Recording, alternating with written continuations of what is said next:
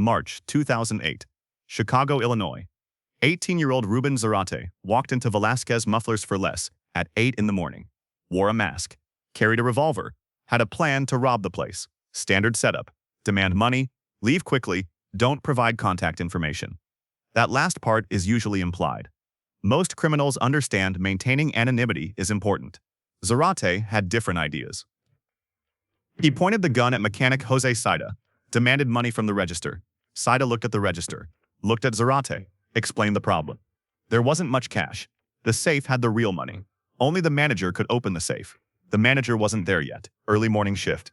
Sida couldn't help with accessing secured funds.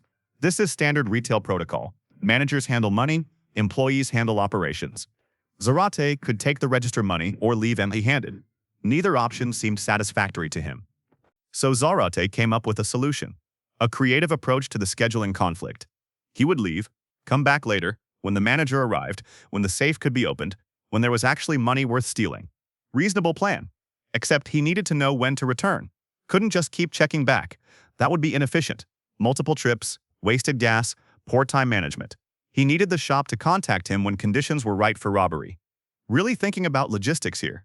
Optimizing his criminal workflow. He gave them 2 phone numbers, his phone numbers, wrote them down or said them out loud, depending on which version of the story you hear. 2 separate numbers for redundancy, in case one didn't work. Backup contact method. Because if you're going to leave your information with robbery victims, might as well be thorough about it. Then added a threat. You better call me, or I'll come back and shoot you. Really establishing the importance of that callback. Customer service expectations for criminal activity. Think about what he was asking. Please call me when you're ready to be robbed. That's essentially the request. The mechanics were supposed to phone him, tell him the manager arrived, confirm the safe was accessible, basically schedule an appointment for felony. Hi Ruben, this is Jose from the muffler shop. The manager just got here. The safe is open. Would noon work for your robbery? Great, see you then. Not typically how crime works. Usually criminals try to avoid giving victims their contact information.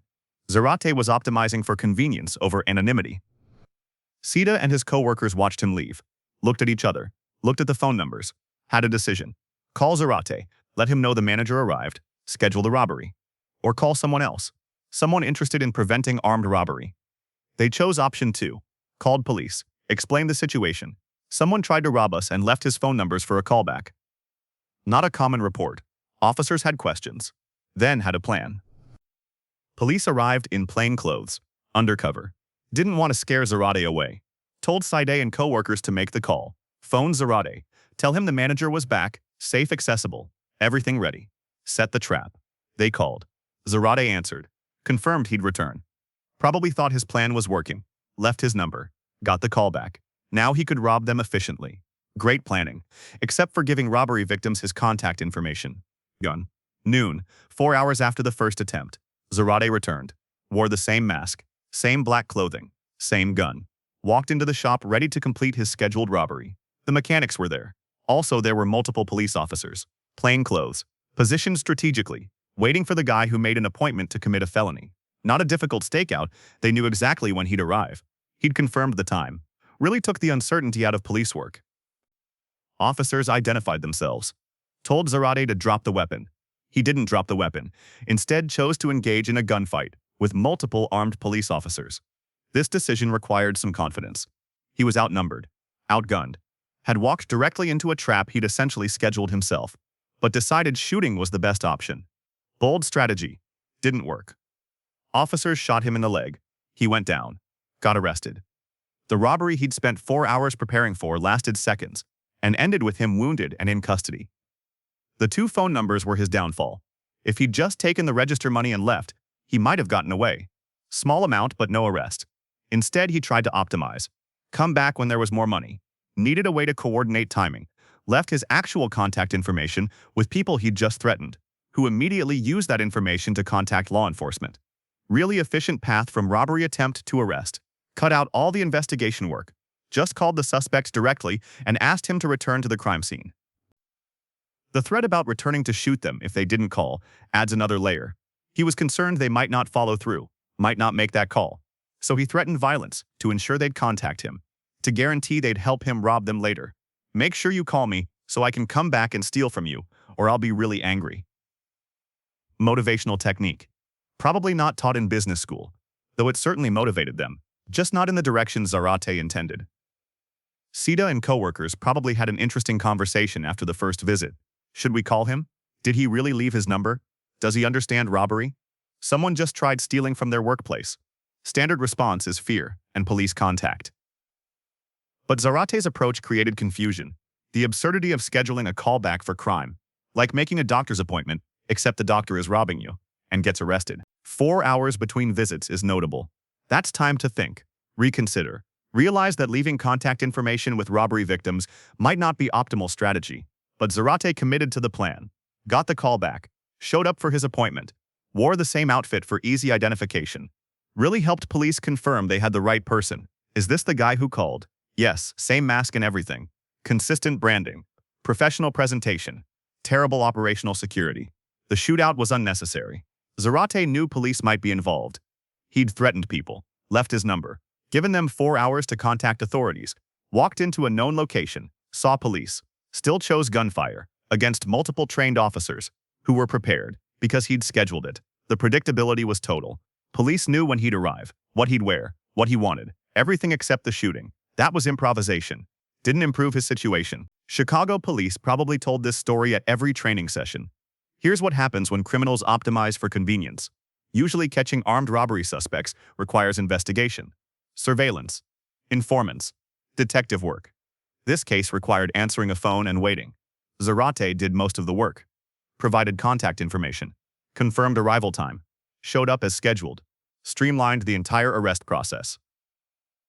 The shop employees at Velasquez Mufflers probably got attention after this. Your robbery suspect called back? He made an appointment? Did you confirm it was convenient? Not typical workplace conversation.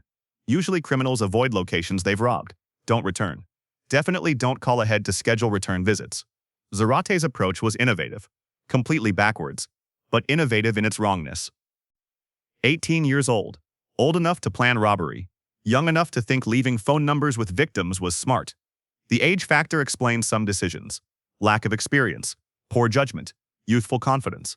But basic criminal protocol isn't that complicated. Don't tell victims how to contact you. Don't schedule appointments for felonies. Don't return to crime scenes when police have had 4 hours to prepare. These seem obvious.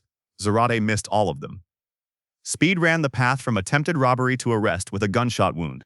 The wound required medical treatment, hospital visit, then jail, then court, where prosecutors probably had fun explaining this case.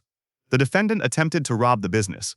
When told the manager wasn't present, he left his phone numbers and requested a callback when robbery would be more convenient. Police were notified. The defendant returned as scheduled. A shootout occurred. He was apprehended. That summary alone sounds like comedy, except it happened. Zarate really did all those things, really thought callback scheduling would work. The story became local news. Robbery suspect leaves phone number, returns to get arrested. Headlines write themselves. Media couldn't believe the premise. Reporters verified details multiple times. This actually happened. Someone actually tried scheduling a robbery callback, actually returned to get arrested. Chicago has seen many crimes, many unusual approaches. This one stood out. Not for sophistication, for spectacular failure of basic criminal thinking. When your robbery plan includes leave contact information with victims, you've fundamentally misunderstood crime. Zarate learned several lessons. Don't leave identifying information. Don't trust robbery victims to call back. Don't walk into obvious traps. Don't start gunfights with police. Don't optimize felonies like business appointments. These lessons came with arrest record, gunshot wound, criminal charges, prison time, expensive education. Most people learn don't rob people earlier. Zarate needed additional instruction.